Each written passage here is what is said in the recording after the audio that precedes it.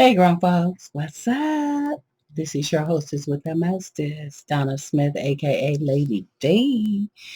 Yeah, I'm in the house today, wanting to just reach out and let you guys know all is well. I hope all is well with you too. On that note, let's get to talking some grown folk talk. How about that? I just want to say some have a problem with me being too open with certain topics and subjects that I talk about. They get lightweight offended or, in awe that she actually went there and said that. But I'm going to tell you, each and every topic I talk about is real life. It's happening somewhere. Somebody's going through it, went through it, gonna go through it. And it's just a nice way of putting it out there so we can all have a discussion about it. Your opinion counts. It's never judged. It's never I don't tolerate being ridiculed or disrespected in any of my forums. Just let it go. Say what you feel. That's what we do. So, on that note, I am going to start this conversation off this evening in regards to relationships and in regards to let's talk about that affection. You know, it's when you're out, you watch different couples and people walking and they're at a distance. They're not together. They're not holding hands anymore. They're not embracing any type of affection.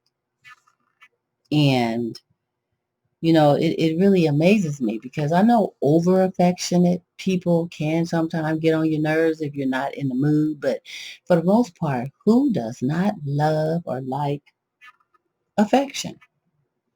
Now, if you're in a relationship with someone who is overly affectionate or who wants to be affectionate with you and you just seem to always, ooh, cringe at the thought of them being in your space most of the time, then maybe you need to second guess why you even with that person because I don't understand why it would be a problem with someone showing you love and affection, especially during times when you really need it. Excuse me. But on the other hand, as if you're in a relationship with someone who shows you no affection. There's some people who just would love to have their hand held or for someone to kind of rub a piece of hair from, their face or to massage their shoulder or to give them a hug or a compliment. Compliments are so important. Some people would love to get that, but they don't get it from their mate. Now they give it, and I'll just speak on my behalf. I am one to give what I like and want to return and want to receive in return. So if I like being treated a certain way, then I'm going to treat you a certain way. If I like affection, then you're going to get affection from me. That's just how I roll. But let's just talk in general now. You have those who do not get it. And they are just totally pissed, totally unhappy, miserable. They tell their mate all the time that I just need you to show me, touch me, hold me, stroke me, let me know, initiate sex. Why do I always have to be the one to initiate sex? Aren't you attracted to me? You used to initiate sex when we were first dating. Now you wait on me to initiate sex. And then a lot of times you either have a headache or you sleepy or you're tired or you just don't feel like doing it. I mean, what has happened? What has happened? Do you think when it gets to that point in a relationship with someone that you have outgrown one another, whether it's marriage or just dating? Have you outgrown where just the thought of being all up under them and showing openly affection is just not on your agenda? And then you have those who feel like, well, I'll show you in all kinds of other ways. I don't have to always stroke and touch you. You know I love you.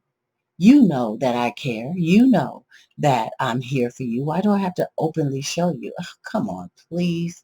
Think about back when you first started pursuing someone, back when you first started dating, and how you were just head over heels and wanted to show them how much you cared and how special they were. And they didn't have to ask for nothing because you did it. You was always there on it, on it, on it. Think about that. Because the same thing it took to get your baby hooked is the same thing it's going to take to keep them. And that goes for men and women.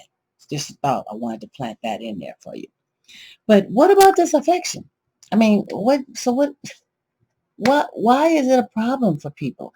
Why can't you just keep it going? Show one, how you feel and treat them in the way that you want to be treated. Who don't like to be stroked? Who don't like their ego stroked? Who don't like to know that their mate is hungering for them sexually? Who don't like little special whatnots and messages and gifts and excursions planned without you having to even plan them yourself? I mean, who does not like that? I'd like to know what you guys feel, what you're thinking. What's your experience? Are you dealing with somebody that does not show enough affection? Or are you dealing with someone who shows too much affection and you're really not feeling it all the time?